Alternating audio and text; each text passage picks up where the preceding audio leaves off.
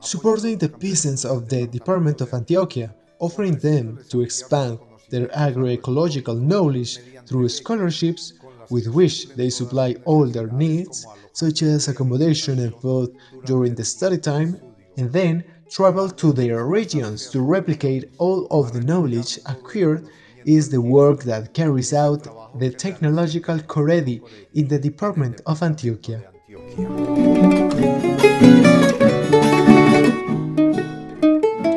We are in one of the headquarters within what is the agroecological farm, formerly known as the COREDI Peasant School Farm. This is where students do their professional practice internships.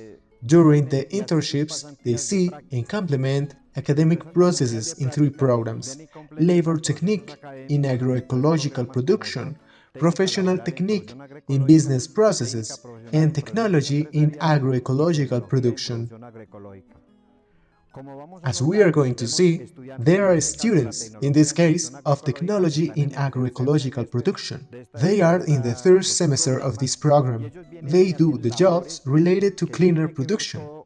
We talk about it because there is a production cycle in which they start, from the production of the fertilizer to the production of bio inputs, and then they move towards the preparation of the land. From land preparation, they go on to complement concepts, based on a proposal that we call dialogue of knowledge. What they collect here, they use it to their production units. They apply it there and begin to build a series of knowledge, which is also homologated with the theory of the university. From there, they elaborate some very pertinent proposals for the rural sector, and, of course, they generate other innovative proposals that they can share, not only with their family, but with their community and the territory where they live.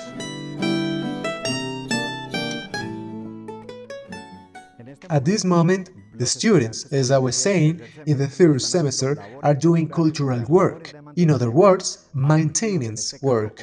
Today, maintenance work on crops, in this case, vegetables. What kind of vegetables do we have planted here? We have cabbage, broccoli, beets, coriander, peas, string beans, lettuce, and cucumber. Of the lettuces, we have two, the petal and the creep. We also have cabbages, spinach, that is, all those vegetables that are part of their diet. It is worth noting that many of these products that are in the garden under a cleaner production approach are the materials that are going to be taken to the restaurant to start preparing meals for themselves. In fact, within the institution there are two locations. There are two restaurants there that are supplied with the food we produce here. In this case, this type of vegetables, we have here a banana and banana citrus program. This is part of the nutritional diet of the students. Here it is worth remembering that all the products we have, including potatoes, beans, and nuts, are part of that diet. I told them that one of the things that we look for is that what we have planted is going to be the practical example within that clean nutrition management, so that they can bring the same crops, and that from the knowledge of the production scenarios where they have their production units can begin to implement the type of vegetables, citrus, and bananas. That is to say, everything that has to do with the traditional dish that we Antioqueños consume.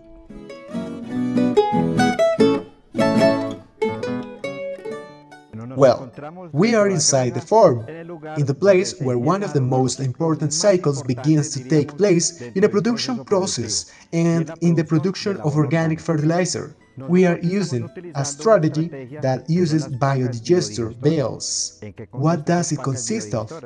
With the biodigester, we begin to compact all the biodegradable materials that result in the farm. It is an overpressure system applied for a period of 6 to 7 months. From there, we make a compost very rich in minor elements and calcium. Other inputs are proper to go to condition the soil that will later be the basis for the plants. Of course, the result that we expect is production performance, so we are in the center of organic compost production.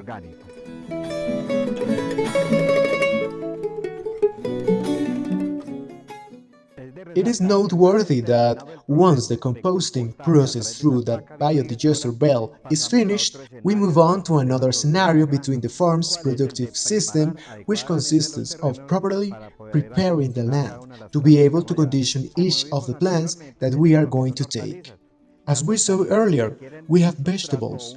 Vegetables require a substrate or a very well-conditioned soil, given the property of the roots. So, once we have the compost, we organize the land according to some agroclimatic parameters that we have. Accordingly, we organize the land through inserting or adding this type of compost.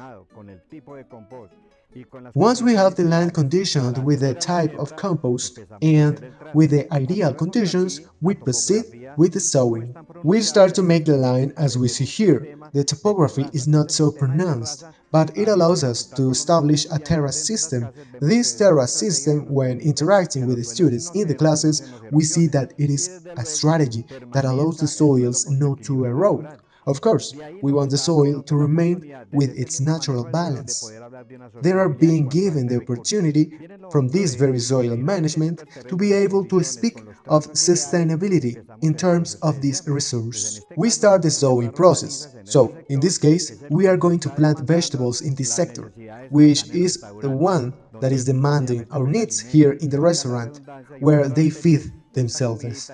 And that is worth the redundancy and repeat again this little food that they consume during their stay, because each one comes and stays from Sunday to Sunday, they stay studying. During that time, they need to consume the food, and those are the foods that they consume. What they are sowing, cycle by cycle, of course, with a clear production approach. From here, we are going to move on to another sector, which is also part of the production cycle, which we will call appropriate technologies.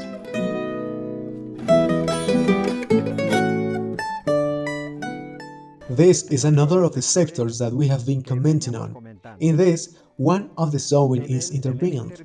Within this strategy of appropriate technologies, we teach our students all the potentialities of each of their productive units or farms, such in the case of rainwater. It is about talking about the recycling of rainwater, so that they reduce production costs and, in turn, begin to make proper use of this resource, without the need to intervene drinking water, which we already know has a proper destination, which is human consumption. So, if we recycle this rainwater, we will realize that we are going to mitigate production costs. Now, as we know with which rainwater we will work, in the productive unit or farm, we are going to show from the farm a practical example of this, the famous EMCA. What are EMCAs? They are the peasant weather stations. They, through a very simple and practical process, know how much rainfall or how much water falls on them during the day. Then, they get to know the temperature, how the high minimal is handled, in what duration and at what speed the winds are oriented. When they learn at least those three elements, they begin to play with them within an alternative technology to mitigate production costs within the production system. So, what we are teaching to the student helps them to get to know their environment, to get into their productive unit, to get to know their farm and how they will start to like this, because they are becoming discoverers of their own environment and how that environment will be more affordable to continue discovering its same habitat. Our students will begin to propose innovative ideas that are not on the market, but that are functional, applicable from any rural context. That is very nice when the student begins to immerse himself in this space of his own farm.